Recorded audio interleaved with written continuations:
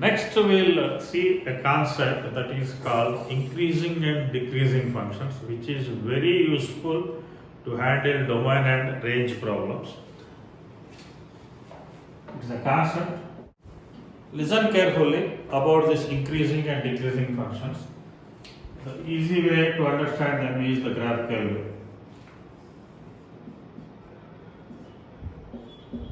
I am drawing a graph. This is clearly an increasing function. I am mentioning this one is y equals to f of x. One more I will take.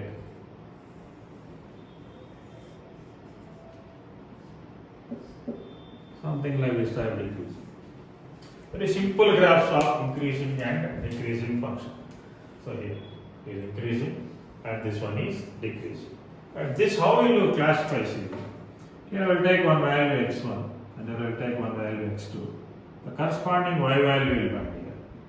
Corresponding y value means that is nothing but f of x1 because y is defined as f of x. Next, here we will get one value. That is f of x. Now in increasing function, what we can observe is see, when we are moving on the x-axis from left to right, that means when the values of x are increasing, the values of y are also increasing.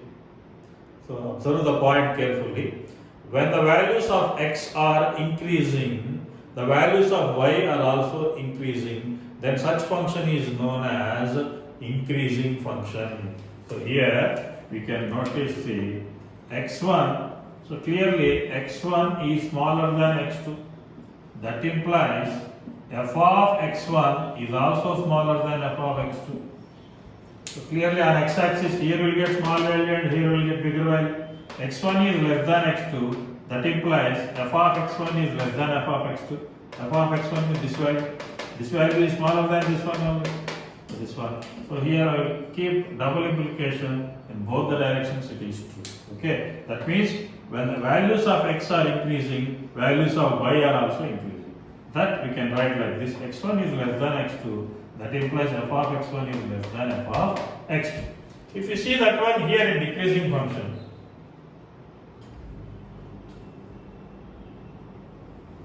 here I am taking x1 and here I am taking x2. So here we will get f of x1 and here we will get f of x2. Now we can notice as the values on x-axis are increasing, the values on y-axis are decreasing. So that means you can write like this: x1 is less than x2 implies here which one is more? F of x1 is more when compared to f of x2. So then we will write f of x1 is greater than f of x2. So vice versa. This is the decreasing function.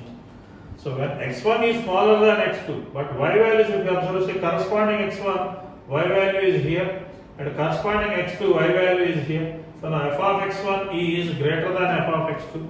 Then such function is called decreasing function. So we need to remember these two conditions for increasing and decreasing functions. See, if x1 less than x2, f of x1 less than f of x2, the point to be noted is for increasing function, the inequality won't change. So here we can write this one in one more way also. x2 is greater than x1, that implies f of x2 is greater than f of x1. The meaning is same. Here we are writing x1 less than x2, here we are writing x2 greater than x1. Same meaning. f of x1 less than f of x2, f of x2 greater than f of x1. That means what I am trying to tell is when the function is increasing, the inequality won't change.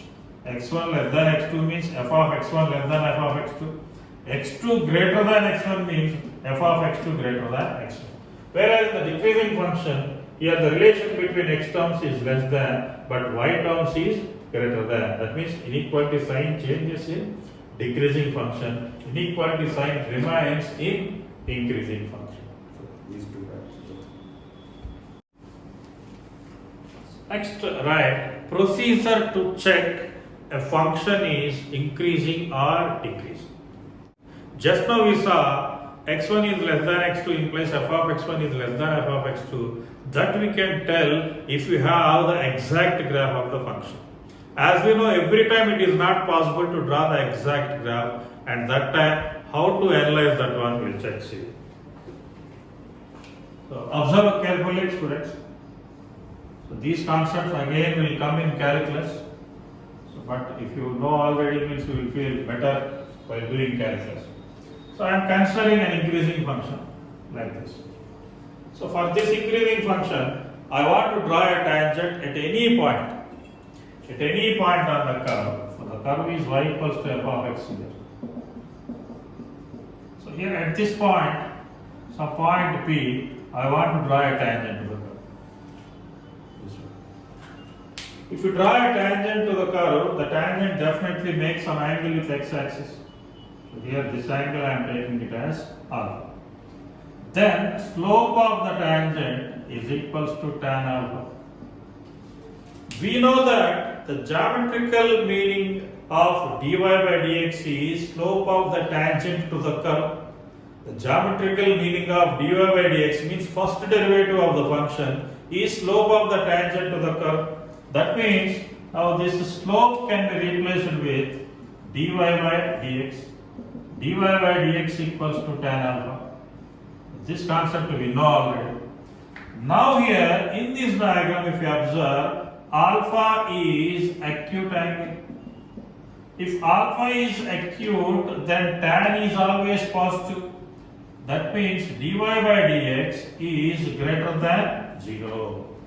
That means for any function, if first derivative is positive, then we can confirm that the function is increasing. Just keep that point in mind. If you are not able to draw the graph of any function, then simply find its derivative. If the derivative is always positive, then the function is called increasing. Now here, for decreasing, we will observe, see.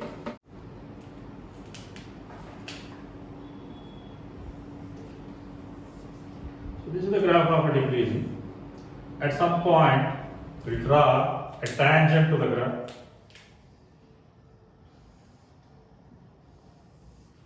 Now it makes some angle alpha over here. Now again, dy by dx means tan alpha, or slope equals to tan alpha. That is nothing but your dy by dx. dy by dx equals to tan alpha. Now we can notice clearly, here alpha is obtuse.